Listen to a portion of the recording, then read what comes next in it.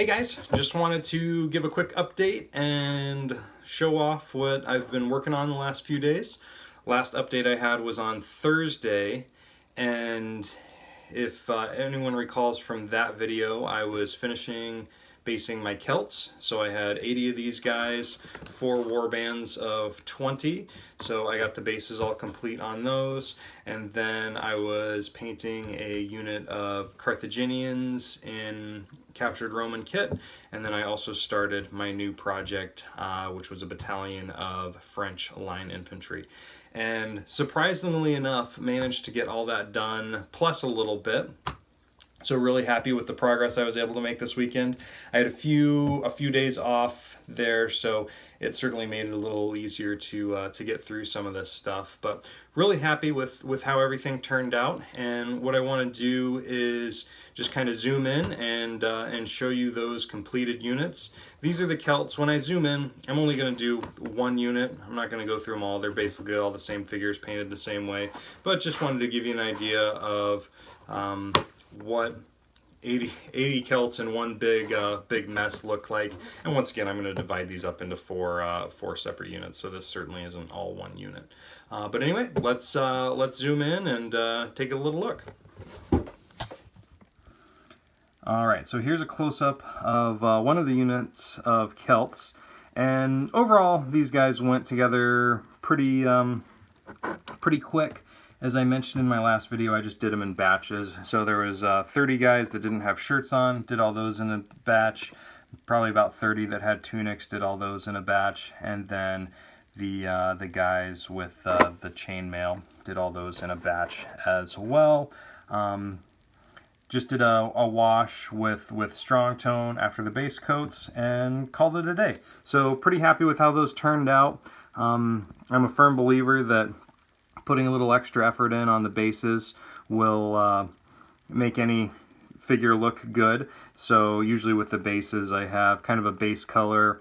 I have 2 dry brushes after that, and then some kind of flock material, static grass, and I still need to add some tufts. I have tufts on order that I still have yet to get, and that'll kind of add a little bit to the base as well. So happy with how those guys turned out. We'll set those aside. Next unit are those Carthaginians in captured Roman kit. So these models are the Roman Hastati and Principe from Old Glory.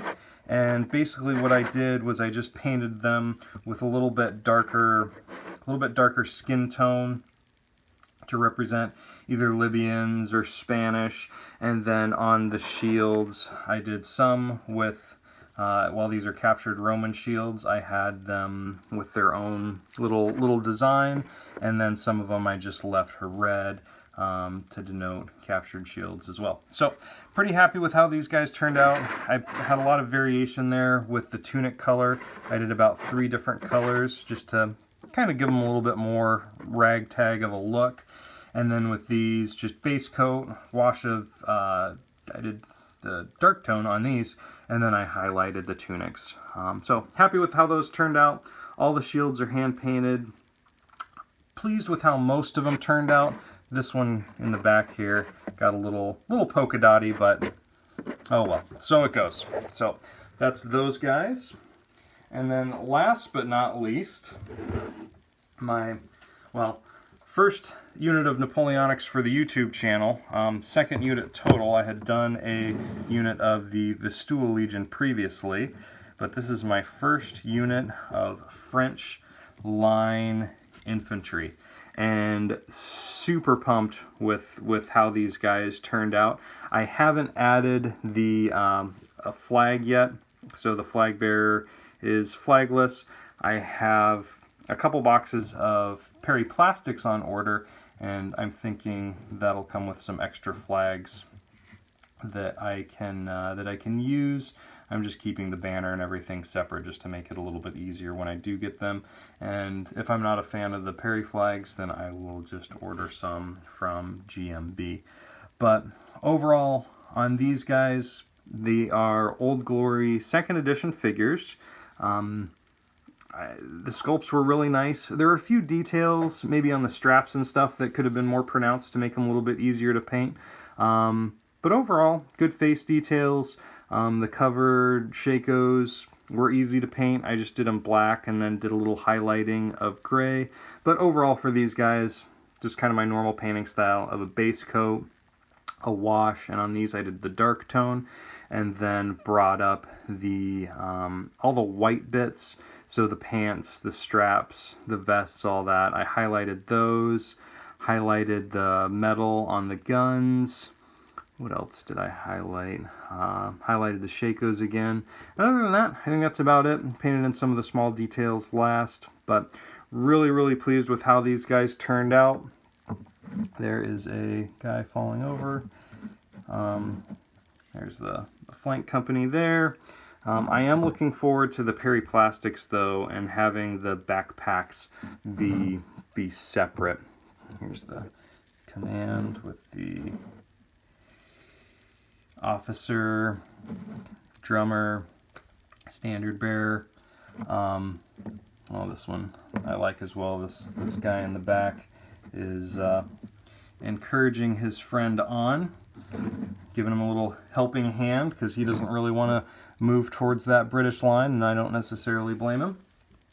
But once again, Old Glory 2nd Edition figures, you get, I think, 38 figures for 24 bucks. And they're metal. I mean, you can't beat that. I am looking forward to getting the Perrys though, and seeing how they compare. If you guys have any thoughts on how these guys look, any tips, I don't take correction as criticism. So if there's anything you can blatantly see I've done wrong with these guys, please let me know so I can fix it. In the future, I do need to be a little bit more cognizant of the pom-pom color, because I just did, 4 figures of each color to denote the different companies. But in hindsight, I should have thought about how I was going to mix them up. For example, I have, a green pom-pom and a yellow pom-pom on the same stand. So need to do a little bit better about that next time, but I'm not necessarily going to go back and fix it for these.